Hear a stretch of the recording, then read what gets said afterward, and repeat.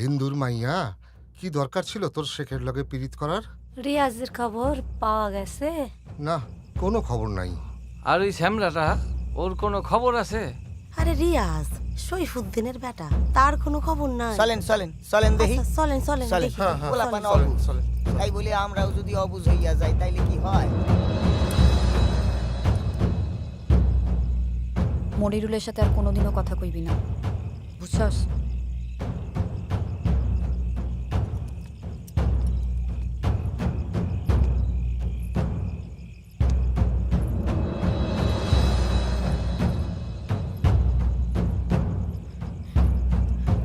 মনিরুল,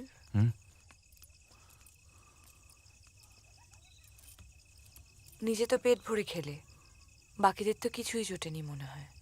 নাও।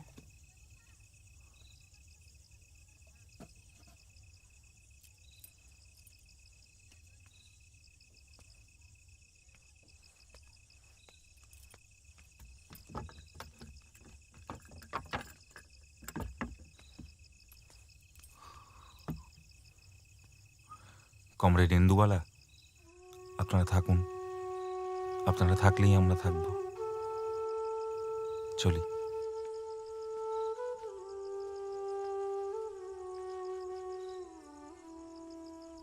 সাজুর কবরে রূপাই এইভাবেই ফুল ছড়াইতেছিল। ফুল চড়াইবে কেন? কাঁথা বিছাইছিল তো, নকশি কাঁথা। নকশি কাঁথার উপরে এভাবে ফুলও ছড়াইছিল, আমি জানি। ধুর, তুই বড় দুঃখের কথা কস। দাঁড়া, তোরে দুখান সুখের কথা শোনাই। ফুল ঝড়ো ঝড়ো জন্তি গাছে জড়িয়ে কেবা শাড়ি, আদর করে রেখেছে আজও চাষিদের ওই বাড়ি। যে ফুল ফোটে সোনের ক্ষেতে, ফোটে কদম গাছে, সকল ফুলের ঝলমলো গা ভরি তার নাচে।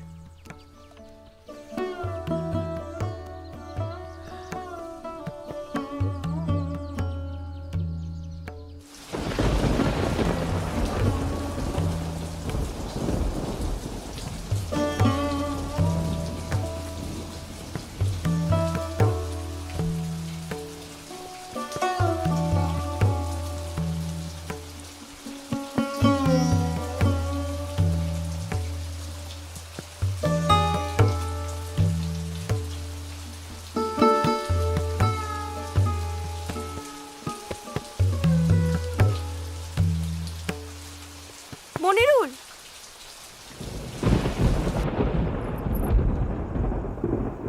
রিয়াজরে পাওয়া গেছে।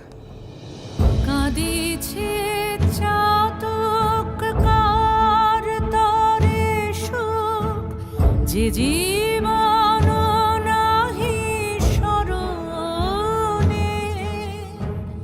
কাঁদিছে চাতক কার তরে সুখ, পাখিদের স্মৃতি কিছু রীতিনীতি ফণি মন সাও জানে। বাগানের স্মৃতি নজরুল গীতি বালিকার কানে কানে।